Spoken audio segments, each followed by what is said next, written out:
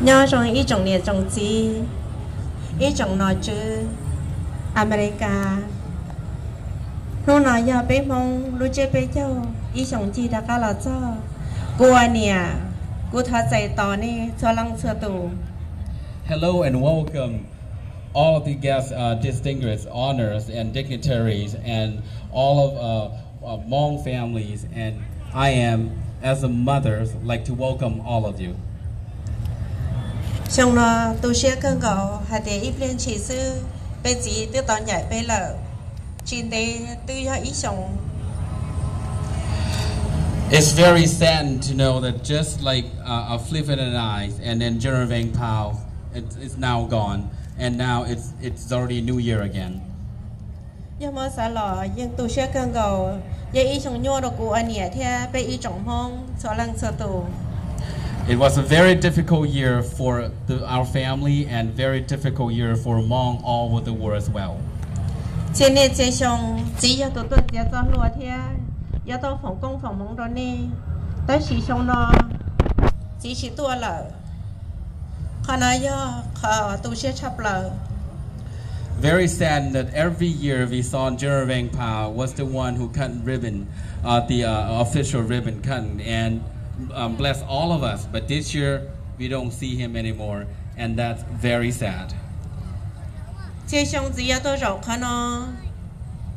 chỉ tôi chạy tàu cho lăng cho tù bé nó chơi bé châu bé sợ nó mua khó rong xe theo nhau luôn gì. Every year General Vang Pao would be here and bless all of us, and I am, as a mother, I would sit next to him and all of us smiling for a happy time. Rong gọi đi luôn nu, ở mọi lúc sáng tôi đã bé sợ đờ, tại chỉ xong nó bé sợ đờ, chỉ mỗi lúc nu đợt chỉ tôi đã bé sợ đờ lợ. Just like the sun, the shining to all of us when General Vang Pao was here, and this year it's like the sun suddenly is gone and no sun no more. Tại lý trả lo, cô ta hãy đồ trong nào trong chữ America hay địa, tại bé chỉ tao nhảy bé lợ lo, thọ gọi nên sợ đờ, sao cho bé trên, thọ gọi nên bán lúc bé cho mông nhau tạ ca. I'd like to ask the official of the United States and elect official that please, even General Vang Pao is not with us anymore, we hope you would still love us as much as when he is here. Bây giờ thọ ý tu làm mấy bé sống cõi rong, bây giờ chơi dạng ngày này lúc đấy chờ, bây giờ anh thọ này nhau,วันนี้phong này dư, một cái chỉ ta chỉ cơ.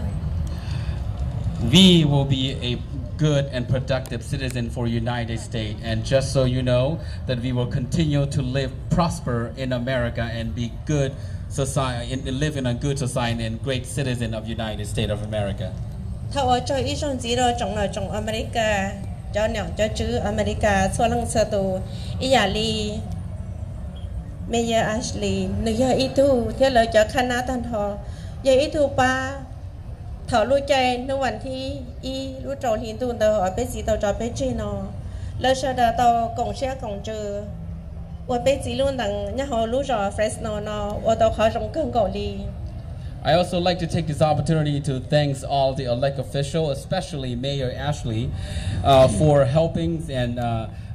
help manage the General Vang Pao funeral in Fresno, and it made the memorial was a wonderful, and without you it wouldn't be possible. So I'd like to take this opportunity to thank you and all the elect officials. ก็ถ้าว่าจะตำรวจจะเชอรี่เราอีจงเดียจงสีอเมริกาจะจงนอจงจื้อต้านทอเราจะตู้จอจะให้เจ้าเวทรันจะให้เจ้าตื้อ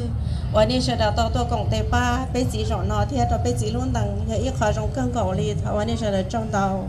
I also like to extend this opportunity to thank law enforcement, including the sheriff, city police, and all the law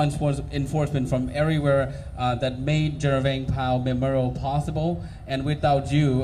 it wouldn't be as great as we have been. That is passed for all of us. And I'd like to say thank you to all of you from the bottom of my heart. จิตาเรียนเตอร์โดยจะ district school อันนี้ต่อป้าเป็นโจนอป้าเนียป้าเจียป้าดาป้าจอส่วนใหญ่อันนี้ตัวต่อไปเทีย And I'd like to thank to all of the help that we receive, financial helps and all your supports and everything you have support us as family and Hmong family. cú chế năng thia trọng phong sa đời dân dân này luôn chiến chỉ nào một cả tại ít gì. On behalf of the Hmong family and Hmong people and my family, we will not forget your help and support forever. Chị bê là, cho nó có hay lục món rồi. Cô chị bê là có hay lục món rồi. Cô thâu ở trong nền đầu tan thọ rồi sa đời ít trong gì thia. nhớ trong ít trong này trong gì trong lại mấy bé sang lúc sau thiên thị xua trong này ít trong trong ở bên đó các tôi xin chỉ bỏ ta chỉ khó tu sửa nhà bên nhảy bên gì tao nhảy bên lợ cho bên chơi nhà tao ca cô sa hai tia bên sau đó nhà tao ca chỉ hai này chỉ hai cú za kiến giàu gì nhân giàu cơn gò li ở đây chấp là nó cô tháo cho rồiประธานจงราเทียตัวลงประธานเทียถ้านอนหนึ่งข้านะวันนี้จะต้องจอยไปเจอเนี่ยจีเสด็จไปจีทั้งต้นทางนี้เราไปจอยชงนอยังอีชงตัวเชียแต่สิปอนจีปอมัวเสด็จก็ยังอีคอยรงเชียเทียแต่ว่าจงนอนตัวนี้เสด็จเนี่ยจีเจลีเนี่ยจะจอยไปเจอเนี่ยตัวหัวนอเทียต้นทางนี้กงจะไปเจอหัวนออุตสาหะโดนเนี่ยเดียช่องน้อยยังอีช่องตู้เชี่ยวชาเปล่าเป็นจีจิตัวของเป้เหรอน้ำมอแต่ฉีดใส่ลิจาราซีปังเป็นยาตากาเป็นจียังหัดเจเหรอหัดเดียก็เป็นมัวจะกิชิลูชิปาชิเชอชิงาเขาเจ้าราจีเท่ากับชาดาชิราจีก็จีเท่าอัปเล่าวันดูก็จีสันเทียสันเทียลุยเป็นยาตัวอีจ่องมงที่เป็นเทียนทั้งวันยาตัวขณะจ่องมงชาดาเป็นยาตัวเคยเป็นจีรอลุเจtrong này bé chỉ nhỏ là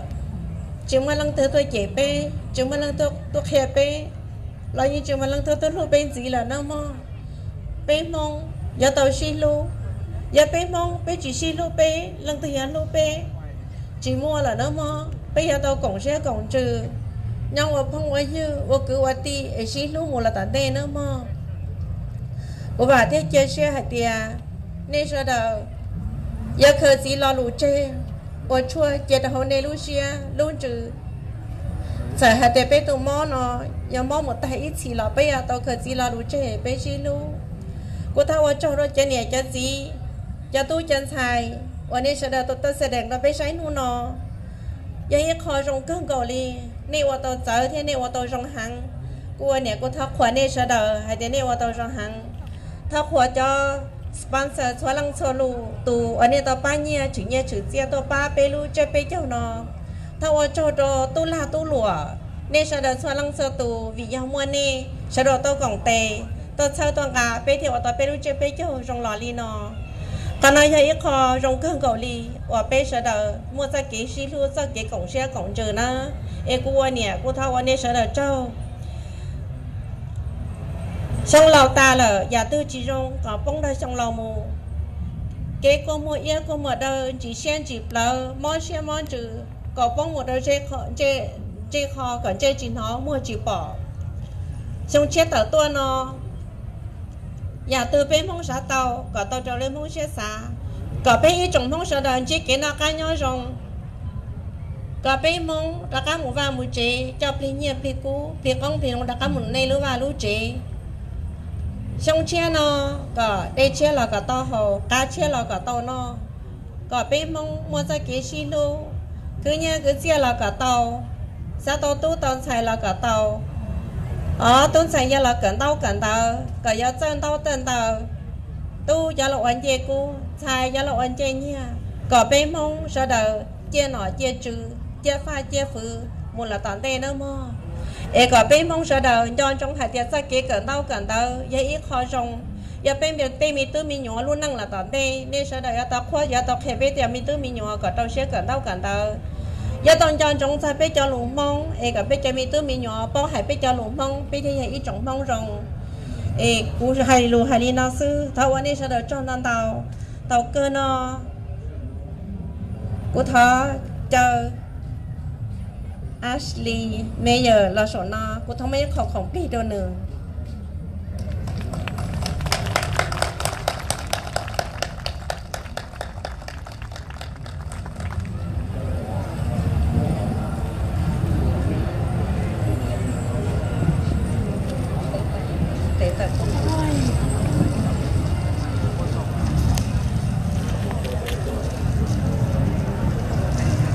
Tôi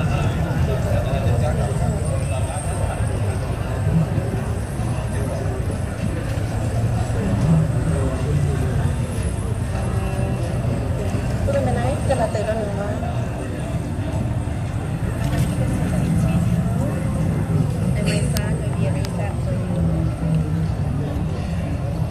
Mayor Ashley Swearigan,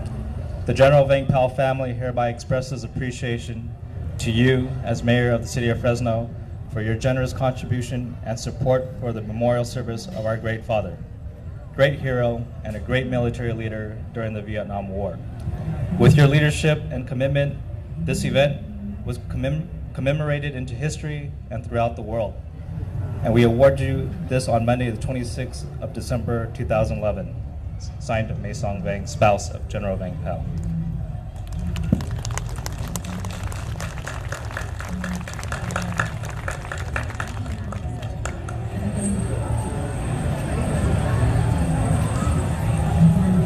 Đại sĩ mù của thọ mua trầu.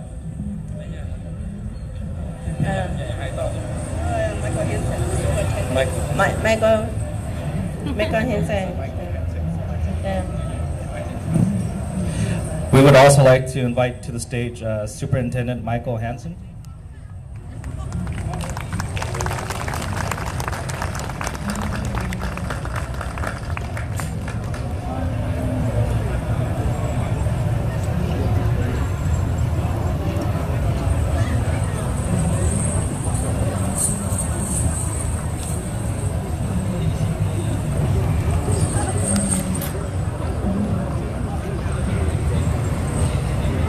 And again, I'm not going to repeat, it states the same thing, but thank you very much for your contribution and your continuing support. Thank you.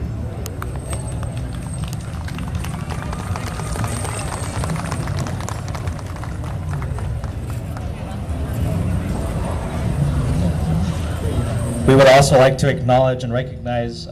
former Mayor Alan Autry, but he's not here today, so we would just like to thank him personally for his contribution as well.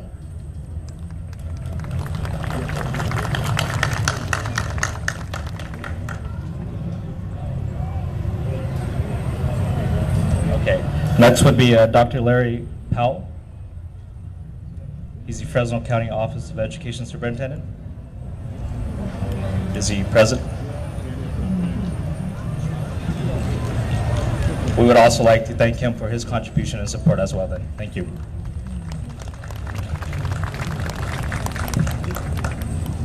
Thảo cơ nó thảo cho nó bị trọng mong cho tôi đây tôi dễ tôi tí xì nên chỉ xin nên đối với họ tôi còn bây giờ xong nó giờ ít khó trong cơn gạo ly cả nên đã có một vài một chế là có một đau một hồ nên một vài một chế cả sao vài chế chỉ sao một má để là tê luật ở tàu em qua đây sau đó trong năm tàu